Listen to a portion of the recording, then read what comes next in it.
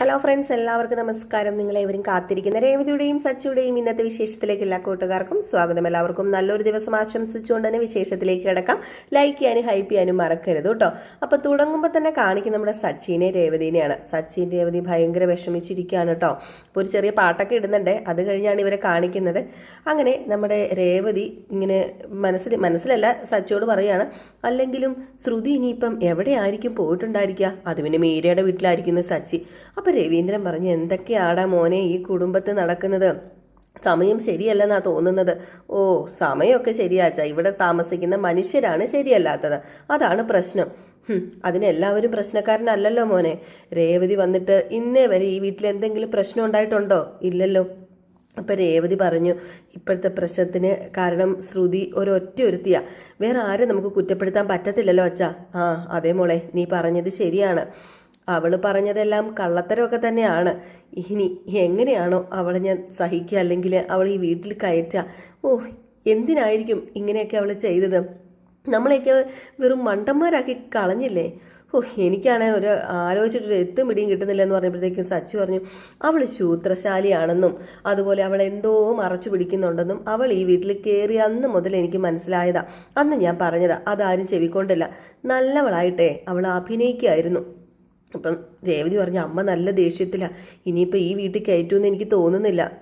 രേവതി മോള് പറഞ്ഞത് ശരിയാ. അപ്പം സച്ചു പറഞ്ഞു, എങ്ങനെ ദേഷ്യം വരാതിരിക്കും? പാറയുടെ ഇടത്ത് അമ്മ കൊല്ലാതിരുന്നത് ഭാഗ്യമെന്ന് കരുതിയാൽ മതി. അമ്മ കണ്ട സ്വപ്നങ്ങളൊക്കെ തകർന്ന് തരിപ്പണമായില്ലേ? ഓ, അവളുടെ അച്ഛൻ കോടീശ്വരനാണ്. അദ്ദേഹത്തിൻ്റെ സമ്പത്ത് മണൽ കയറ്റിയ ഒരു ലോറി എന്ന് പറയുന്ന പോലെ മലേഷ്യയിൽ നിന്ന് ഇങ്ങോട്ട് ഒഴുകുന്നൊക്കെയല്ലേ വിചാരിച്ചിരുന്നത്. അതുകൊണ്ടാണ് ഈ കല്യാണം നടത്തിയതും. ഇപ്പം അച്ഛനും ഇല്ല, സമ്പത്തും ഇല്ല. ഇനി എന്തൊക്കെ കാണേണ്ടി വരും, എന്തൊക്കെ കേൾക്കേണ്ടി വരും. പറഞ്ഞത് മുഴുവൻ കള്ളവാ. അതുപോലെ തന്നെ നമ്മുടെ പാർലറെ അടുത്ത് ഒരു ദരിദ്രവാസിയാണെന്നും 10 പൈസയ്ക്ക് ഉപകാരമില്ലെന്നും നന്നായിട്ട് അമ്മയ്ക്ക് മനസ്സിലായി. അതുകൊണ്ട് തന്നെയാണ് അമ്മ പാർലറെ ഇടത്തിനെ കഴുത്തിൽ കയറിട്ടപ്പം വലിക്കുന്നത്. അല്ല, കാശുകാരിയാന്ന് പറഞ്ഞപ്പോഴത്തേക്കും തലയിൽ കയറ്റിക്കൊണ്ട് നടന്നു. ഇപ്പം കാശുകാരി അല്ലെന്ന് പറഞ്ഞപ്പോഴത്തേക്കും തള്ളിക്കളയുന്നു. അപ്പോഴത്തേക്കും ആണെങ്കിൽ നമ്മുടെ രവീന്ദ്രൻ പറഞ്ഞു, ശരിയാണ്, ശ്രുതി കാണിച്ചത് തെറ്റൊക്കെ തന്നെയാണ്. കള്ളം പറഞ്ഞു, അതുപോലെ നമ്മളെ പറ്റിച്ചു, അതിനൊക്കെ നമുക്ക് എന്ത് ശിക്ഷ വേണമെങ്കിലും കൊടുക്കാം. പക്ഷെ കാശുകാരി അല്ലാന്ന് പറഞ്ഞ് പിടിച്ച് പുറത്ത് കളയുന്നത് ശരിയാണോ എന്ന്. അപ്പോഴത്തേക്കും ചന്ദ്ര ഇങ്ങ് വന്നിട്ട്, നിങ്ങൾ എന്താ ഇത് പറയാത്തതെന്ന് ആലോചിച്ചിരിക്കുകയായിരുന്നു ഞാൻ. ഞാൻ ചെയ്തത് 100% ശരിയാ. അവൾ ഇനി ഈ വീട്ടിലുണ്ടാവത്തില്ല. ആർക്കെങ്കിലും മനസ്സലിവ് തോന്നുന്നുണ്ടെങ്കിൽ അതങ്ങ് മനസ്സിൽ വെച്ചാൽ മതി. അവളെ ഞാൻ ഇനി ഈ വീട്ടിൽ കയറ്റത്തില്ല. അപ്പം നമ്മുടെ രവീന്ദ്രൻ പറഞ്ഞു, എടി ചന്ദ്രേ, അവൾ നമ്മുടെ മരുമകളാ, സുധിയുടെ ഭാര്യ. ഓ, അവളെയേ നീ വീട്ടിൽ നിന്ന് പുറത്താക്കുമ്പോൾ എൻ്റെ മോൻ പറഞ്ഞായിരുന്നു അങ്ങനെ ചെയ്യരുതെന്ന്. ഇല്ലല്ലോ, സുധിയും സപ്പോർട്ട് ചെയ്തില്ലേ എന്നോട്. കാരണം എന്താ, അവനത്രയ്ക്ക് വെറുത്തു. പിന്നെ താലി കെട്ടി എന്ന് കാരണത്താൽ അവൾ എന്ത് തെറ്റ് ചെയ്താലും കൂടെ നിർത്തണമെന്നുണ്ടോ? ഇല്ല, കെട്ടിയ താലി അഴിക്കാനും കഴിയും. ഓഹോ, അപ്പം നീ അങ്ങനെയൊക്കെ ചിന്തിക്കാൻ തുടങ്ങിയോ ചന്ദ്രേ? നീ എന്താ ഈ പറയുന്നത്? നിങ്ങളൊക്കെ വെറും കാഴ്ചക്കാര്. എൻ്റെ മോനല്ലേ ചതിക്കപ്പെട്ടത്. അവൻ്റെ വിഷമം മനസ്സിലാക്കാനേ നിങ്ങൾക്കൊന്നും കഴിയത്തില്ല, പക്ഷേ എനിക്കതിന് കഴിയും. അപ്പം ഞങ്ങളൊക്കെ ആരാ ചന്ദ്ര, അന്യരാണോ? ഞാൻ അവൻ്റെ അച്ഛനാണ്, അച്ഛൻ. ആരായാലും ശരി, ഈ കാര്യത്തിൽ ആരും ഇടപെടണ്ട. ഇത് ഞങ്ങൾ തമ്മിലുള്ള പ്രശ്നമാണ്. ഇതിൽ ആരും ഇടപെടണ്ട, ആരും തലയിടണ്ട. ഓഹോ, ഇതെങ്ങനെ നിന്റെ മാത്രം പ്രശ്നമാണെന്ന് ചന്ദ്ര? നീ എന്താ ചന്ദ്ര ഇങ്ങനെയൊക്കെ പറയുന്നത്? പിന്നെ ഞാൻ എങ്ങനെയാ പറയേണ്ടത്? അപ്പോഴത്തേക്ക് രേവതി പറഞ്ഞു, നമ്മളെല്ലാം ഒരു വീട്ടിലല്ലേ അമ്മേ താമസിക്കുന്നത്, ഒരു കുടുംബമല്ലേ. ഇവിടെ ഒരാൾക്ക് പ്രശ്നം വന്നാൽ അത് എല്ലാവരുടെയും കൂടിയല്ലേ, അതിനെല്ലാവരും കൂടിയല്ലേ ഇടപെടേണ്ടത്. ഓ, ഒരു കുടുംബമൊക്കെ തന്നെയാ, പക്ഷേ നിങ്ങൾ ഈ വിഷയത്തിൽ ഇടപെടണ്ട. ഇതെങ്ങനെ കൈകാര്യം ചെയ്യണമെന്ന് എനിക്ക് നന്നായിട്ട് അറിയാം, അത് ഞാൻ ചെയ്തോളാം എന്നിങ്ങനെ പറഞ്ഞു. അപ്പോഴത്തേക്ക് നമ്മുടെ സച്ചിക്ക് ദേഷ്യം വരികയാണ് കേട്ടോ. കാലി വന്നിട്ട് നിൽക്കുകയാണ്. സത്യം പറഞ്ഞാൽ സച്ചി എന്തെങ്കിലും പറഞ്ഞു കഴിഞ്ഞിട്ടുണ്ടെങ്കിൽ ചന്ദ്ര ഇപ്പം വായടച്ചിരിക്കും. പക്ഷേ സമാധാനം കെട്ടിരിക്കുന്ന ചന്ദ്രയോട് ഒന്നും പറയണ്ടല്ലോ എന്ന് കരുതിയിട്ടായിരിക്കും സച്ചി ഒന്നും പറയാത്തത്. ഈ സമയത്ത് നമ്മുടെ ചന്ദ്ര പറയാണ്, ഇനി അവളെ കൂട്ടിക്കൊണ്ട് വന്നാൽ ഇവിടെ ചോരപ്പുഴയായിരിക്കും ഒഴുകാൻ പോകുന്നത്. ചോരപ്പുഴ എന്ന് പറഞ്ഞ് കയറി അങ്ങ് പോകാൻ തുടങ്ങിയപ്പോഴത്തേക്കും നമ്മുടെ രവീന്ദ്രൻ ചന്ദ്രയെന്ന് വിളിച്ചു. അപ്പോൾ എന്നാന്ന് ചോദിച്ചു. അത് പിന്നെ കുറച്ച് നാൾ മുമ്പ് നീ അവളെ ഈ വീട്ടിൽ നിന്ന് പുറത്ത് അടിച്ചാക്കിയതല്ലേ. പക്ഷെ അന്ന് തിരിച്ചു വിളിച്ചത് നീ തന്നെയല്ലേ, സുധീനെ കൊണ്ട് വിളിപ്പിച്ചില്ലേ. എന്നിട്ട് നീ എല്ലാം മറിഞ്ഞിട്ട് വീണ്ടും അവളെ തലയെ കയറ്റി വെച്ചു. അപ്പം നമ്മുടെ സച്ചു പറഞ്ഞു, അച്ഛാ, അന്ന് പാർലറിടത്തിയുടെ പാട്ടിന് പോയിരുന്നെങ്കിൽ സ്വപ്നം കണ്ട സ്വത്തുവകകളെല്ലാം കിട്ടില്ലല്ലോ എന്ന് കരുതിയിട്ടാ അന്ന് അവളെ തിരിച്ച് വിളിച്ച് തലയെ കയറ്റി കൊണ്ട് നടന്നതൊക്കെ എന്ന്.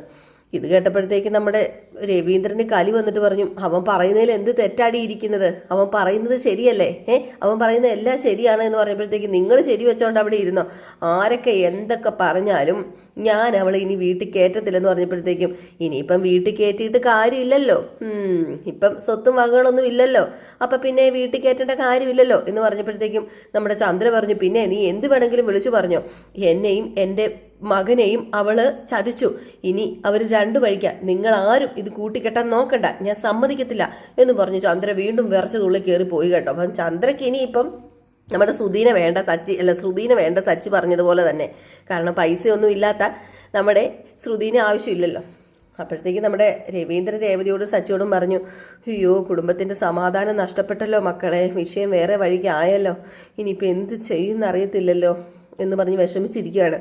ഏതായാലും ഈ സമയത്ത് നമ്മുടെ സച്ചി രേവതി അങ്ങ് പോവുകയും ചെയ്തു കേട്ടോ. അവർക്കും വിഷമം, നമ്മുടെ രവീന്ദ്രൻ്റെ വിഷമം കണ്ടിട്ട്. ഇതേ സമയം പിന്നെ കാണിക്കുന്നത് ശ്രുതിനെയാണ്. ശ്രുതി പോയിരിക്കുന്നത് മീരയുടെ അടുത്ത് തന്നെയാണ് കേട്ടോ. അങ്ങനെ നമ്മുടെ മീര ഭക്ഷണമൊക്കെ വിളമ്പി വെച്ചിട്ട് വന്ന് ഭക്ഷണം കഴിക്കാൻ പറഞ്ഞപ്പോഴത്തേക്കും ശ്രുതി പറഞ്ഞു, എനിക്കിപ്പം വേണ്ടെന്ന്. അപ്പം മീര ചോദിച്ചു, നീ പട്ടിണി കിടക്കാൻ പോവാണോ, നീ വിഷമിച്ച് പട്ടിണി കിടക്കുകയാണെന്ന് അറിഞ്ഞു കഴിഞ്ഞാൽ നിന്റെ ഭർത്താവും വീട്ടുകാരും ഒന്ന് കൂട്ടിക്കൊണ്ട് പോവോ? ആര് പട്ടിണി കിടക്കുന്നു? ഞാൻ പട്ടിണി കിടക്കത്തൊന്നുമില്ല, എനിക്ക് പട്ടിണി കിടക്കേണ്ട ആവശ്യമില്ല, എനിക്കിപ്പം വേണ്ടെന്നാണ് പറഞ്ഞത്. അപ്പം നിനക്ക് വേണം? വേണം. ഞാൻ ഉണ്ണാതെ ഉറങ്ങാതെ ഇവിടെ കരഞ്ഞിരിക്കുന്ന ആരും കരുതണ്ട. ഓഹോ, എന്നാൽ പിന്നെ ലേറ്റ് ആക്കണ്ട, നീ വന്ന് കഴിക്കുക, നമുക്ക് ഒരുമിച്ച് കഴിക്കാമെന്ന് പറഞ്ഞുകൊണ്ട് നമ്മുടെ മീര ശ്രുതിനെ വലിച്ചെടുത്തോണ്ട് പോവുകയാണ്. എൻ്റെ ദൈവമേ, എങ്ങനെ സാധിക്കുന്നു എന്നറിയത്തില്ല നമ്മുടെ ശ്രുതിക്ക് ഇതൊക്കെ. ശ്രുതിക്ക് ഇതെല്ലാം സിമ്പിളായിട്ടാണ് തോന്നുന്നത്. ഭക്ഷണം കഴിക്കുന്നതിനൊന്നും ഒരു വെറുപ്പും വിരോധവും ഒന്നും കാണിക്കുന്നില്ല. എന്നാലും എന്തൊക്കെയോ സങ്കടമുണ്ട് കേട്ടോ. ഈ സമയത്ത് നമ്മുടെ ശ്രുതി ചോദിക്കുകയാണ്, അല്ല മീരെ, ശ്രുതി ഭക്ഷണം കഴിച്ചു കാണുമോ? കഴിച്ചു കാണും, നീ അല്ലേ പറഞ്ഞത് അവന് വിശപ്പ് സഹിക്കാൻ പറ്റത്തില്ലെന്ന്. അവൻ്റെ അമ്മ അവന് ഊട്ടി വിളമ്പി വിട്ട് കാണുന്നേ. നിനക്കും അവൻ്റെ അമ്മയ്ക്കും ഇപ്പോഴും കൊച്ചുകുട്ടിയെ പോലെ തന്നെയാണല്ലോ അവന്. അത് അവൻ നല്ല ദേഷ്യത്തിലും സങ്കടത്തിലൊക്കെയാണ്. എന്നാലും ശ്രുതി എന്നെ വിളിക്കാതിരിക്കത്തൊന്നുമില്ല, ആ പ്രതീക്ഷയിലാണ് ഞാനിപ്പം. തന്ത്രപൂർവ്വം അവനിലൂടെ അവിടെ കയറി പറ്റാനായിരിക്കുമല്ലേ നിന്റെ പ്ലാന്, അടുത്ത പ്ലാന്? അതും ചെറിയൊരു പ്ലാനൊക്കെ തന്നെയാണ്. ആദ്യം നമുക്ക് അങ്ങനെ ഒന്ന് ട്രൈ ചെയ്ത് നോക്കാം. എന്തായാലും അവനങ്ങ് വിളിക്കട്ടെ.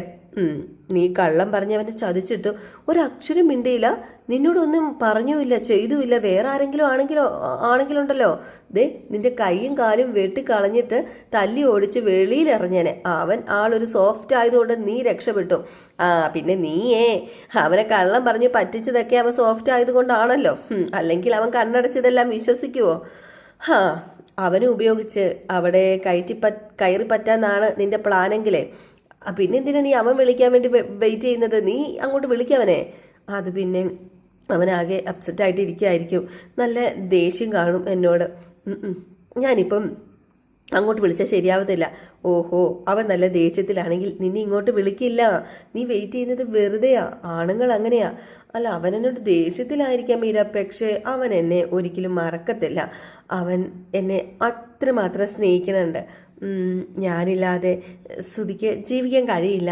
അതുകൊണ്ട് തന്നെ ശ്രുതി എന്നെ വിളിച്ചിരിക്കും. ആര് പറഞ്ഞാലും അത് ഉറപ്പാ. എനിക്ക് അവനെ വലിയ ഇഷ്ടമാണ്. എനിക്കും അവന് ജീവന. അവനില്ലാതെ കഴിയാൻ എനിക്കും പറ്റത്തില്ല. അവന് വേണ്ടി ഞാൻ എന്തും വേണ്ടെന്ന് വെക്കും. കാരണം അവനെ എനിക്ക് അത്രയ്ക്ക് ഇഷ്ടമാണ്. എനിക്കവൻ മാത്രം മതിയിടി, ആ കുടുംബക്കാർ വേണമെന്നൊന്നുമില്ല. ഓ, ഇനി നീ എന്തു പറഞ്ഞാലും അവൻ നിന്നെ വിളിക്കുന്നു തോന്നുന്നില്ല എനിക്ക്.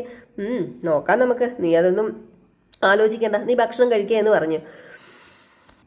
ഈ സമയത്ത് വീണ്ടും ചന്ദ്രോദയമാണ് കാണിക്കുന്നത്. ശ്രുതി അവിടെ ഭക്ഷണം കഴിക്കുവാണെങ്കിൽ ഇവിടെ എല്ലാവരുടെയും സമാധാനം നഷ്ടപ്പെട്ടു എന്ന് തന്നെ പറയാട്ടോ. അങ്ങനെ സച്ചി ഇങ്ങനെ ആ ഒരു ഹോളിൻ്റെ അവിടെ ഒരു ചെറിയൊരു വരാന്ത പോലെ ഉണ്ടല്ലോ, അവിടെ പോയി ഇങ്ങനെ കുത്തിയിരിക്കുകയാണ്. അപ്പോഴത്തേക്ക് നമ്മുടെ രേവതി വന്നിട്ട് സച്ചേട്ടാ ഭക്ഷണം കഴിക്കാം. സച്ചേട്ടൻ എന്താ ഇവിടെ ഇരിക്കുന്നത്? ഓ, ഇപ്പം വേണ്ട, കുറച്ച് കഴിയട്ടെ. എന്താ സച്ചേട്ടാ ഇത്? ഇങ്ങനെ ഇരുന്ന് കഴിഞ്ഞിട്ടുണ്ടെങ്കിൽ ശരിയാവോ? സംഭവിക്കാനുള്ളതൊക്കെ സംഭവിച്ചു. ഇനിയിപ്പോൾ അതും ആലോചിച്ചുകൊണ്ടിരുന്നിട്ട് വല്ല കാര്യമുണ്ടോ? അതല്ല രേവതി, വീടിപ്പോൾ ഉടഞ്ഞ കണ്ണാടി പോലെ ആയില്ലേ? ശരിയല്ലേ? അതൊക്കെ ശരിയാ. എല്ലാത്തിനും കാരണമേ ശ്രുതി. ആളുകൾ കള്ളം പറയാറുണ്ട് രേവതി, പക്ഷെ ഭക്ഷണം കഴിക്കാനും കള്ളം പറയാനും മാത്രം വാ തുറക്കുന്ന ആൾക്കാരെ ഞാൻ ആദ്യമായിട്ടാണ് കാണുന്നത്. ഒന്നിന് പുറകെ മറ്റൊന്നായിട്ട് എത്ര കള്ളം അവൾ പറഞ്ഞത്. എന്തായാലും ഒടുക്കം എല്ലാത്തിനും കൂടി ഒരുമിച്ച് കിട്ടിയല്ലോ സച്ചേട്ടാ. ഇതോടുകൂടി അവൾ പാഠം പഠിക്കും. അപ്പോഴത്തേക്ക് നമ്മുടെ സച്ചിയുടെ ഫോൺ ഇങ്ങനെ റിങ് ചെയ്യാണ് കേട്ടോ. അപ്പോഴത്തേക്കും നോക്കിക്കഴിഞ്ഞപ്പോഴത്തേക്കും സച്ചി നോക്കിയപ്പോഴത്തേക്കും ദേ നമ്മുടെ ശ്രീകാന്താണ് വിളിക്കുന്നത്. ശ്രീകാന്തൊക്കെ ടൂറിന് പോയിക്കൊല്ലായിരുന്നു. എന്നിട്ട് നമ്മുടെ സച്ചി എന്ത് ചെയ്തു, ഫോൺ എടുക്കുകയാണ് കേട്ടോ. ഫോണ് ആദ്യം നമ്മുടെ രേവതിയാണ് എടുക്കുന്നത്. അപ്പോൾ ശ്രീകാന്ത് മാത്രമല്ല, രണ്ടുപേരും ഒരേ സമയത്താട്ടോ വിളിക്കുന്നത്. രണ്ടുപേരുടെ ഫോൺ ബെല്ലടിക്കുക. നമ്മുടെ ശ്രീകാന്ത് സച്ചിനെ വിളിക്കുന്നു, രേവതീനെ വർഷ വിളിക്കുന്നു. ഏതായാലും ഈ സമയത്ത് നമ്മുടെ സച്ചി പറഞ്ഞു രണ്ടുപേരും ഒരുമിച്ച് വിളിക്കുന്നുണ്ടെങ്കിൽ എന്തോ ഉണ്ട് ഇതിന്റെ പിന്നിൽ. രണ്ടുപേരും മിക്കവാറും അടി കൂടി കാണും. നമ്മൾ അവരെ സമാധാനിപ്പിക്കുന്നവരാണല്ലോ, അപ്പൊ അതുകൊണ്ടായിരിക്കും വിളിക്കുന്നതെന്ന്. അപ്പം രേവതി പറഞ്ഞു പിന്നെ ഞാൻ മാറിപ്പോയി ഫോൺ എടുക്കാം. സച്ചേട്ടന് ശ്രീകാന്തിന്റെ ഫോൺ എടുക്കാൻ പറഞ്ഞു. അങ്ങനെ നമ്മുടെ സച്ചി ശ്രീകാന്തിന്റെ ഫോൺ എടുത്തു. ഫോൺ എടുത്തിട്ട് ഹലോ എന്താടാ എന്ന് ചോദിച്ചപ്പോഴത്തേക്കും നമ്മുടെ ശ്രീകാന്ത് ചോദിച്ചു, അല്ല സച്ചേട്ടൻ ഇത് എവിടെയാ ഉള്ളത്? അത് പിന്നെ ഞാൻ വീട്ടിലാ. അല്ല എവിടെയാ നീ? ഞാൻ റിസോർട്ടിന് പുറത്താന്ന് പറഞ്ഞു. അപ്പോൾ ഈ സമയത്ത് നമ്മുടെ രേവതി ചോദിക്കുന്നുണ്ട് ഫോണിൽ കൂടെ, എടി പക്ഷേ എന്താടി നീ വിളിച്ചത്? നിങ്ങൾ തമ്മിൽ അടി കൂടി എന്തെങ്കിലും പ്രശ്നം ഉണ്ടായോ? എന്ത് പ്രശ്നം? ഞങ്ങൾ ഇവിടെ അടിച്ചു പൊളിക്കുക. ഓ സമാധാനമായി. ദേ ഇവിടെ ആകെ കുഴഞ്ഞു മറിഞ്ഞിരിക്കാന്ന്. ചെറിയൊരു പ്രശ്നമുണ്ട്. എന്താ പ്രശ്നം? പ്രശ്നം പറ എന്ന് പറഞ്ഞപ്പോഴത്തേക്കും നമ്മുടെ രേവതി ഇവിടുത്തെ വിഷയം എല്ലാം പറഞ്ഞു കൊടുക്കുകയാണ്. അതുപോലെ തന്നെ നമ്മുടെ സച്ചി ശ്രീകാന്തിനോട് ഇവിടുത്തെ വിഷയം എല്ലാം പറഞ്ഞു കൊടുക്കുക കേട്ടോ. ശ്രുതി ഇങ്ങനെ ഒരു പ്രശ്നം ഉണ്ടാക്കിയെന്നും ശ്രുതിയാണ് ഇവിടുത്തെ പ്രശ്നക്കാരിയെന്നും ഇത്രയും നാളും കള്ളം പറഞ്ഞതാണെന്നും. ഇവരുടെ സമാധാനം നഷ്ടപ്പെട്ടില്ല. അവർ ടൂറിന് പോയതല്ലായിരുന്നു. സച്ചിക്ക് രേവതിക്ക് വല്ല പണിയുണ്ടായിരുന്നു, ഇത് പറഞ്ഞു കൊടുക്കേണ്ട വല്ല ആവശ്യം ഉണ്ടായിരുന്നു. നമ്മൾ ശ്രീകാന്തും പറഞ്ഞു ഏതായാലും ഞങ്ങൾ ട്രിപ്പ് അവസാനിപ്പിച്ച് അങ്ങോട്ടേക്ക് വരികയാണ്. കാരണം അവിടുത്തെ സമാധാനം നഷ്ടപ്പെടുത്തിയിട്ട് അല്ലെങ്കിൽ നഷ്ടപ്പെട്ടിരിക്കുമ്പോൾ ഞങ്ങൾ എങ്ങനെയാണ് സന്തോഷത്തോടു കൂടി ഈ ട്രിപ്പ് ആസ്വദിക്കുന്നത് എന്ന് പറഞ്ഞു. അതുപോലെ തന്നെ നമ്മുടെ വർഷ രേവതിയോടും പറഞ്ഞു എന്നാൽ പിന്നെ ഞങ്ങളും അങ്ങോട്ട് വരിക എന്ന് പറഞ്ഞു. അങ്ങനെ രണ്ടുപേരും കൂടി അവിടെ നിന്ന് പുറപ്പെടാൻ തീരുമാനിച്ചു കേട്ടോ, രേവതിയും സച്ചിയും പറഞ്ഞത് പ്രകാരം. ഈ സമയത്ത് പിന്നെ കാണിക്കുന്ന നമ്മുടെ സുധീനാണ് കേട്ടോ. അപ്പം സുധിയുടെ സമാധാനം പോയല്ലോ. സുധി ഇങ്ങനെ കിടക്കുകയാണ് കട്ടിലെ തന്നെ, ഉണ്ണുന്നില്ല, കുടിക്കുന്നില്ല, ഉറങ്ങുന്നില്ല, നടക്കുന്നില്ല, ഒന്നുമില്ല. ഇങ്ങനെ ചത്ത ശവം പോലെ ഇങ്ങനെ ഇരിക്കുകയാണ് കട്ടിലെ തന്നെ, കിടക്കുകയാണ് കട്ടിലെ തന്നെ. അപ്പോഴത്തേക്ക് റൂമിലേക്ക് നമ്മുടെ സച്ചി വന്നു കേട്ടോ. സച്ചി വന്നു കഴിഞ്ഞപ്പോഴത്തേക്കും സുധിയുടെ അവസ്ഥ എന്ന് പറയുന്നത് വളരെയധികം ദയനീയമായിട്ടുള്ളൊരവസ്ഥയാണ്. സത്യം പറഞ്ഞു കഴിഞ്ഞിട്ടുണ്ടെങ്കിൽ നമുക്ക് ഒരു പാവം തോന്നും കേട്ടോ, ഇത്രയും പറ്റിച്ചില്ലേ നമ്മുടെ ശ്രുതി. അപ്പോൾ ആ ഒരു വിഷമമൊക്കെ മനസ്സിൽ കാണുമല്ലോ. അങ്ങനെ നമ്മുടെ സച്ചി വന്ന ഉടനെ അവിടെ എണീറ്റിട്ട് അങ്ങോട്ടും ഇങ്ങോട്ടും ഒക്കെ നടക്കുകയാണ്. കൂടപ്പറപ്പുകളല്ലേ, എന്തെങ്കിലും വിഷമം വന്നിട്ടുണ്ടെങ്കിൽ അവരല്ലേ ഉള്ളൂ. അങ്ങനെ നമ്മുടെ സച്ചി വന്നു. സച്ചി വന്നിട്ട് ഇതെന്താടാ നീ ഇവിടെ ഇരിക്കുന്നത്? നീ പുറത്തേക്ക് ഇറങ്ങുന്നൊന്നുമില്ലേ? നീ ഭക്ഷണം കഴിക്കുന്നില്ലേ? നിനക്ക് വിശക്കുന്നില്ലേ എന്നൊക്കെ ചോദിച്ചു കഴിഞ്ഞപ്പോഴത്തേക്കും നമ്മുടെ സുധി ഒന്നും മിണ്ടുന്നില്ലേ. പിന്നെ ഞാനിവിടെ ഇരുന്നിട്ട് എന്താ കാര്യമല്ലേ ചിലപ്പോൾ ഞാനിവിടെ ഇരിക്കുന്നത് കൊണ്ട് അമ്മ എന്നെ കൂട്ടിക്കൊണ്ട് പോകും. ഇനിയിപ്പോൾ നീ എൻ്റെ കൂടെ കൂടിയ ചീത്തയാകും, നീ കള്ളുകൂടി തുടങ്ങും എന്നൊക്കെ പറയും. എന്നാലും അമ്മ കാണാതെ നമ്മൾ എവിടെയെങ്കിലുമൊക്കെ ചെന്ന് പണ്ടുപോലെ ഇരിക്കാറുണ്ടല്ലോ, സംസാരിക്കാറും ഉണ്ടല്ലോ. അത് ശരിയല്ലേടാന്ന് ചോദിച്ചപ്പോഴത്തേക്കും നമ്മുടെ സുധി ഒരു ചിരി ചിരിച്ചു കേട്ടോ, ഒരു ചെറിയൊരു ചിരി. അപ്പോഴത്തേക്ക് നമ്മുടെ സച്ചി പറഞ്ഞു രാത്രി അമ്മ ഉറങ്ങിക്കഴിഞ്ഞിട്ടുണ്ടെങ്കിലേ നമ്മൾ ടെറസിലായിരുന്നു പണ്ട് ഇരിക്കുന്നത്. ടെറസിലിരുന്ന് നമ്മൾ ഒരുപാട് സംസാരിക്കുമായിരുന്നു. അന്ന് നമ്മൾ എന്തൊക്കെയോ സംസാരിച്ചെന്ന് നമുക്ക് തന്നെ അറിയത്തില്ല. എടാ നീ വിഷമിക്കാതെ, നീ എന്തിനാ വിഷമിക്കുന്നത്? വിഷമിക്കാതിരിക്കുക, എനിക്കറിയാം നിനക്ക് വിഷമമുണ്ടെന്ന്. അതിനിപ്പോൾ ഒന്നും ചെയ്യാൻ പറ്റത്തില്ല, നിന്നെ ഞാൻ ഒരിക്കലും ഇങ്ങനെ കണ്ടിട്ടില്ല എന്ന് പറഞ്ഞപ്പോഴത്തേക്ക് നമ്മുടെ സുധി പറഞ്ഞു അത് പിന്നെ അവൾ എന്നോട് ഇങ്ങനെയൊക്കെ ചെയ്യുമെന്ന് ഞാൻ കരുതിയതേ ഇല്ല സച്ചി. പക്ഷേ ഞാൻ കരുതിയിരുന്നു, നീ കരുതിയില്ലെങ്കിലും ഞാൻ കരുതിയായിരുന്നു. അവള് ഇവിടെ വന്ന് കയറിയത് മുതൽ എനിക്ക് നല്ല സംശയം ഉണ്ടായിരുന്നു. പിന്നെ നിങ്ങളിപ്പം ജീവിക്കാൻ തുടങ്ങിയിട്ട് 1 വർഷം കഴിഞ്ഞില്ലേടാ, എന്നിട്ടും നിനക്ക് അവളെ മനസ്സിലാക്കാൻ കഴിഞ്ഞില്ലല്ലോ എന്ന് ആലോചിക്കുമ്പോഴാണ്.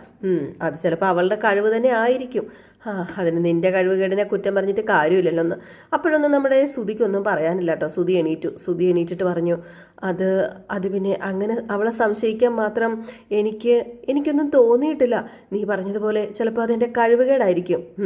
അവിടെയാണടാ അവളുടെ വിജയം. നന്നായിട്ട് അഭിനയിച്ച് അവൾ നിന്നെ പറ്റിക്കുമായിരുന്നു. ഇനിയിപ്പോൾ പറഞ്ഞിട്ട് കാര്യമില്ല. അവളെ ഈ വീട്ടിലേക്ക് കയറിയ അന്ന് മുതലും ഇപ്പം അവൾ ഇറങ്ങിപ്പോയത് വരെ കള്ളത്തരങ്ങളാണ് ഫുള്ള് ചെയ്തു കൂട്ടിയത്. എല്ലാം കള്ളത്തരങ്ങളാണ്. അവൾ കൈ തൊട്ടതെല്ലാം കള്ളത്തരങ്ങൾ. പലവട്ടം ഞാനത് നിന്നോടും അതുപോലെ നിന്റെ പൊന്നാര അമ്മയോടും ഒക്കെ പറഞ്ഞിട്ടുണ്ടായിരുന്നു. എന്നിട്ട് എന്തു പറ്റി? നീ അത് ചെവിക്കൊണ്ടോ? ഇല്ല, എന്നെ കുറ്റക്കാരനാക്കുകയും ചെയ്തു. അതല്ലേ ഉണ്ടായത്. എന്നിട്ട് നീ എൻ്റെ മെക്കിട്ട് കയറി, അമ്മയും എൻ്റെ മെക്കിട്ട് കയറി, പ്രശ്നങ്ങൾ വലിയ പ്രശ്നങ്ങളാക്കി. എന്നിട്ട് അവൾ പറയുന്നത് പോലെ നിങ്ങൾ രണ്ടുപേരും ജീവിച്ചു. നിങ്ങൾ രണ്ടുപേരും അവളുടെ താളത്തിനൊത്ത് തുള്ളുമായിരുന്നു. ദേ നീ ഉണ്ടല്ലോ, അവള് പറഞ്ഞാൽ എന്തും കേൾക്കും വിശ്വസിക്കും എന്നുള്ള ധൈര്യമില്ലേ, ആ ധൈര്യത്തിലാണ് അവൾ ഇത്രയൊക്കെ കാട്ടിക്കൂട്ടിയത്. എനിക്കറിയാം സച്ചി, അത് തന്നെയാ അവള് പറയുന്നത് പോലെ ഞാനൊരു വെറും മണ്ടനായിപ്പോയി, മരമണ്ടൻ അല്ലെങ്കിൽ തിരുമണ്ടൻ എന്ന് വേണമെങ്കിൽ പറയാന്ന് പറയാം എന്നൊക്കെ പറഞ്ഞിട്ട് പൊട്ടിക്കരയാണ് കേട്ടോ നമ്മുടെ സുതി. വല്ല